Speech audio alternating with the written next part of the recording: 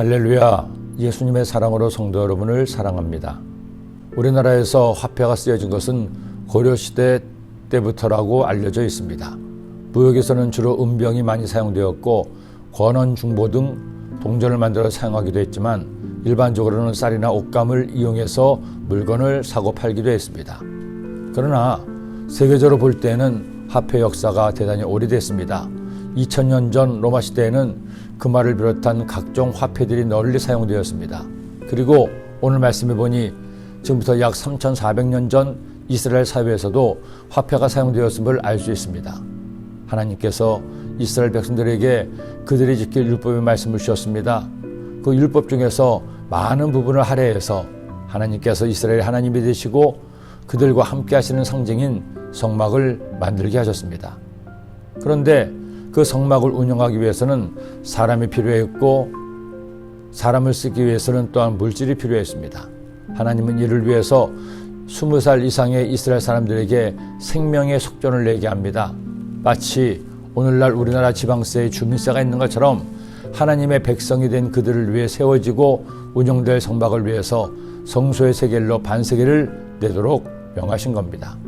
내가 이스라엘 자손의 수요를 조사할 때 조사받은 각 사람은 그들을 계수할 때 자기의 생명의 속전을 야훼께 드릴지니 이는 그것을 계수할 때 그들 중에 질병이 없게 하려 함이라. 무릇 계수 중에 드는 자마다 성소의 세겔로 반세겔을 낼지니 한 세겔은 20게라라. 그 반세겔을 야훼께 드릴지며. 여러분, 하나님께서 얼마나 섬세하시고 치밀하신지요. 저는 성경 말씀을 한 장 한 장 읽고 묵상할 때마다 감탄할 때가 너무나 많습니다. 평생을 말씀을 읽고 공부하며 살았음에도 말씀들이 얼마나 멋있고 놀라운지요. 오늘도 본문의 말씀을 묵상하면서 또 한 번의 새로운 은혜를 경험했습니다.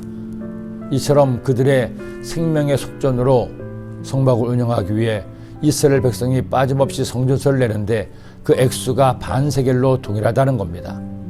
그의 재산 유무에 따라 그의 사회적 위치에 따라 나이에 따라 차등을 두지 않습니다. 누구나 똑같이 반세겔입니다.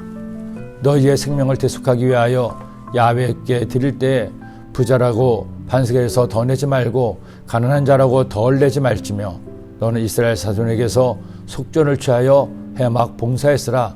이것이 야훼 앞에서 이스라엘 자손의 기념이 되어 너희의 생명을 대속하리라.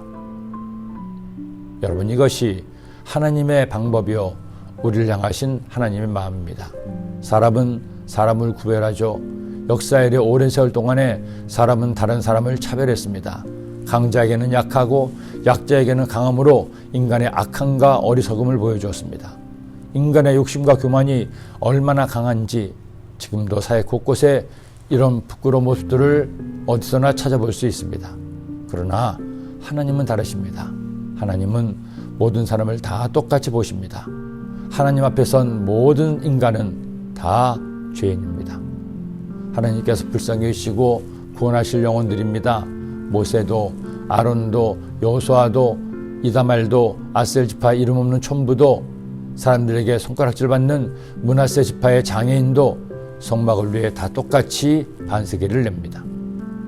이제 성막의 시대는 끝나고 우리의 영원한 성막이 되시는 예수님을 통해 우리는 하나님을 만나고 주님을 직접 예배할 수 있습니다. 그런 이 시대에도 우리를 향하신 하나님의 마음은 한결같습니다. 하나님은 여러분을 차별하지 않으십니다.